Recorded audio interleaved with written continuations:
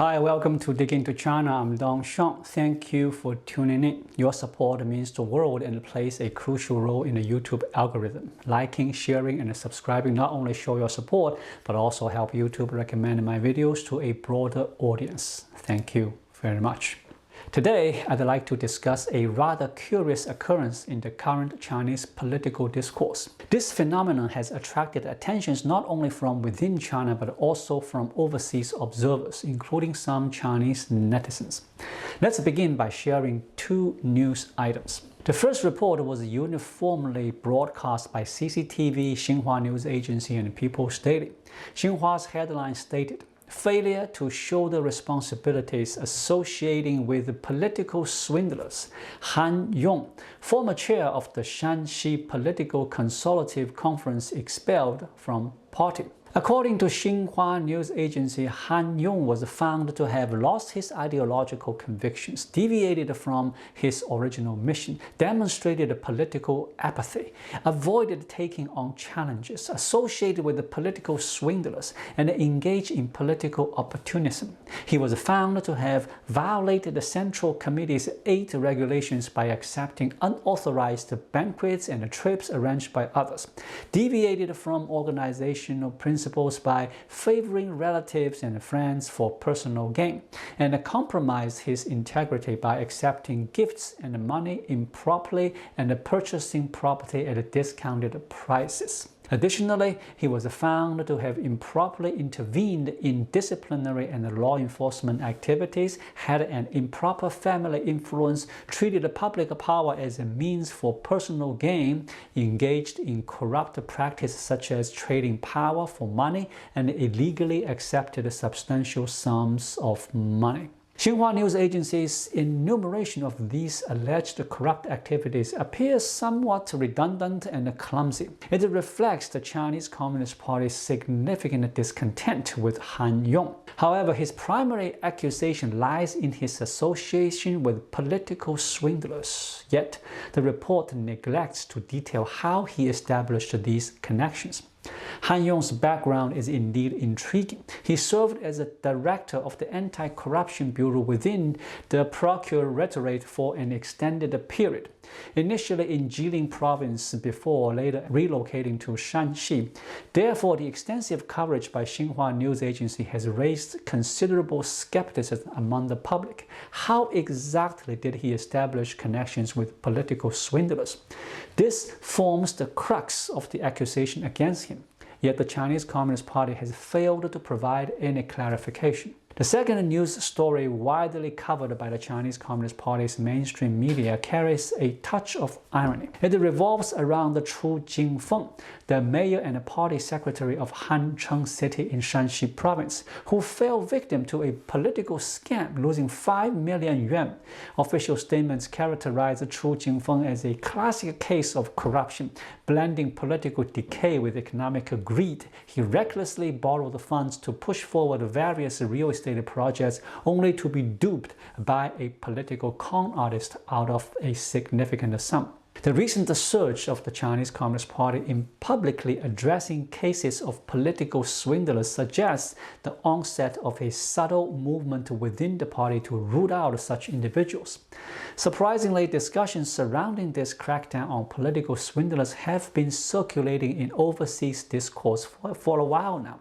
However, within the mainland China, the general populace might not be fully aware or understand the context behind this campaign against political swindlers. Let's review how this campaign against the political swindlers came about. Recently, the Chinese Communist Party's prominent publication Study Times unexpectedly released an article stressing the necessity of eliminating the conditions that nurture political swindlers. Why this sudden emphasis? Typically, CCP political movements are targeted, timely, and relevant. So why has the CCP chosen now to highlight the need to eradicate political swindlers? The article also referenced Fu Zhenghua, former Minister of Justice, who was actually convicted by the CCP in March 2022. His charges included deceiving the central authorities, undermining the party's unified leadership, and making reckless remarks about central party policies. Notably, one of Fu Zhenghua's charges was his association with political swindlers. In this article, the mention of Fu Zhenghua's name serves as evidence. However, the article's notable aspect lies in the concluding statement, which quotes Xi Jinping directly. Xi Jinping issued a warning to members within the CCP, advising against forming cliques or factions and stressing the necessity of fostering a clean and upright political atmosphere. This represents the crux of the Study Times article. In essence, Xi Jinping's intent to initiate this crackdown on political swindlers is clearly articulated in his words. His objective is to combat individuals engaged in factionalism or clique behavior. In other words, according to Xi Jinping, such phenomena exists within the Chinese Communist Party. So, are these phenomena caused by political swindlers? Is there a direct connection between forming cliques, factions, and the political swindlers? Xi Jinping makes the direct connection because the term political swindlers is understandable to ordinary party members within the CCP. It refers to forming cliques and factions. Therefore, this news, such a significant article from Study Times, helps us understand that cracking down on political swindlers is not just a typical anti-corruption case. The consecutive reports and continuous coverage indicate Xi Jinping's intention to launch a new political movement within the party. It's crucial for everyone to grasp this context. When Xi Jinping talks about cracking down on political swindlers within the Chinese Communist Party, it's not quite what we might expect. Typically, we might think of political swindlers as those who deceive others for personal gain, like falsely claiming connections to Xi Jinping to secure promotions. However, Xi Jinping's focus is on individuals within the party who form cliques and factions, challenging his authority. His goal is to remove those who aren't completely loyal and who undermine his leadership by forming these groups. This shows Xi Jinping's true aim. While people may interpret the political swindlers differently in everyday language, Xi Jinping sees them as those who threaten his absolute authority within the party. So Xi Jinping's understanding of political swindlers doesn't quite align with the common perception. Xi Jinping's characterization of individuals who form cliques and factions as political swindlers isn't a result of low education or poor articulation. Understanding the history of the CCP reveals that the political swindler is a highly regulated political term within the party, with a precise and rigorous definition. The term political swindler originated during the Mao Zedong era, particularly during the Cultural Revolution. Mao labeled those he perceived as potential challengers within the party. For example, there was the concept of criticizing Zhou for restoration, referring to Zhou Enlai, and Mao also mentioned the political swindlers, with Lin Biao being the prime example. Within the CCP, these terms were part of informal rules and referred to individuals who, once trusted by the leader, were later found to be disloyal senior leaders. Mao Zedong labeled Lin Biao a political swindler because Lin Biao was once Mao's designated successor and held his trust. However, Mao later suspected Lin Biao of plotting a coup, leading to the accusation of political swindling. Additionally, Mao applied this label to Liu Shaoqi as well. Liu Shaoqi, like Lin Biao, employed Mao's trust and was once considered a potential successor. Yet, Mao later accused Liu Shaoqi of harboring rebellious intentions, resulting in him also being branded a political swindler. Based on the historical context provided, the Chinese Communist Party indeed has a precise definition of political swindlers. Xi Jinping's recent focus on political swindlers reflects adherence to this established definition within the CCP. While many may perceive political swindlers as those involved in grassroots corruption or political manipulation, Xi Jinping, as outlined in the Study Times article, identifies them as officials engaged in forming cliques and factions. This definition echoes Mao Zedong's characterization of Lin Biao and Liu Shaoqi as political swindlers. Therefore, the publication of this significant article by Study Times aims to guide an ongoing campaign against political swindlers within the CCP, aligning with Xi Jinping's latest directives. Why is Xi Jinping suddenly targeting political swindlers? What objectives does he hope to accomplish through this crackdown? As observers, we must discern the underlying motives. I believe Xi Jinping has observed certain shifts in discourse and focus within the CCP. Whether among the media or officials, his decision to target the political swindlers now stems from three key reasons. Firstly, after ruling for a decade, Xi Jinping appears to hold absolute power, seemingly leaving no adversaries within the party.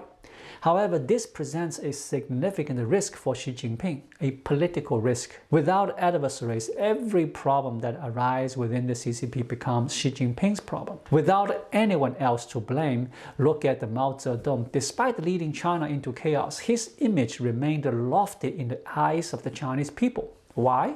Because there were always scapegoats within the party to bear the blame for Mao Zedong's failure. Yet Xi Jinping finds himself in a precarious situation now, with no internal adversaries and his authority unchallenged. Who bears responsibility for incidents like Qin Gang's involvement in extramarital affairs and illegitimate children in the United States, despite holding positions as foreign minister and a state counselor? And when Defense Minister Li Shangfu is embroiled in corruption scandals, who is held accountable? These individuals were personally promoted by Xi Jinping. Faced with such internal challenges, Xi Jinping suddenly realizes the necessity of having adversaries within the party and scapegoats to deflect blame. Can officials at the ministerial level assist Xi Jinping in taking the blame? No, they cannot. And what about those at the deputy national level? They are unlikely to do so either.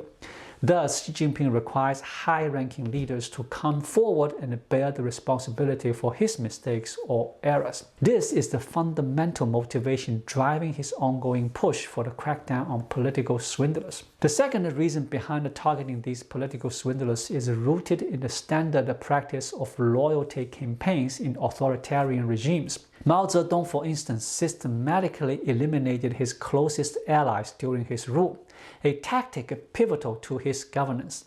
Continuous purges of wrongdoers, spies, and political swindlers at the highest echelons create an atmosphere of fear, compelling high-ranking officials to constantly prove their loyalty and even denounce each other. This pattern is typical of dictators, exemplified by Stalin as well. Xi Jinping's emphasis on political swindlers is merely one manifestation of targeting high-ranking officials around him, which includes his relentless pursuit of internal conspirators. While the specifics may vary, the underlying imperative remains constant: to perpetually identify and eliminate perceived threats, a necessity for his authoritarian rule. The third reason behind Xi Jinping's current push against political swindlers, particularly as highlighted by Study Times, suggests that he likely has specific targets in mind.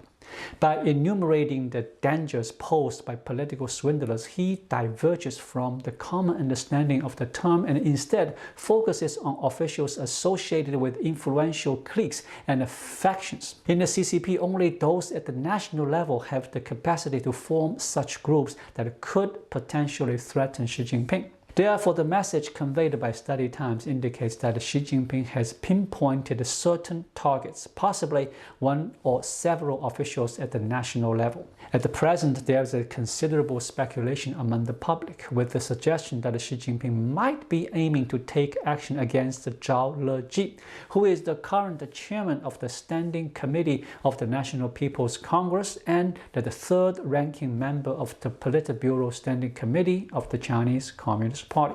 However, whether Zhao Leji is the target or if there are others remains unclear. Nonetheless, the tone conveyed by Study Times certainly suggests a sense of urgency, indicating Xi Jinping's resolve in his crackdown on political swindlers. By identifying a target at the higher level, Xi Jinping appears to have a definite objective in mind. It seems that the Chinese political landscape is on the brink of another stormy episode.